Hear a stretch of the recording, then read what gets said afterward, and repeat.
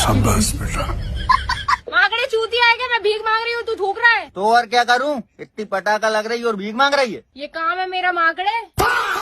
ये भी कोई काम होता है? तो और क्या करने लगूं? सेटिंग बन जा मेरी, बहुत पैसा है अपने पास। साले चोमू तो जैसे पर तो मैं थूकू ना। पागल हो रही क्या? करण ओजला ही कह दे। चला जाए यहाँ से, तुझे देखकर मेरा जी फिर रहा है, कहीं उल्टी ना हो जाए। 500, 1000, चल ठीक 5000। मैं कम ना। यस कम इन। ये बेकार तू इधर आ। तू तो भीख मांगती है।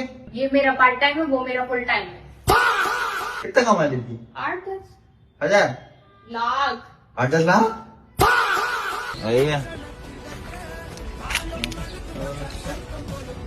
मैडम जी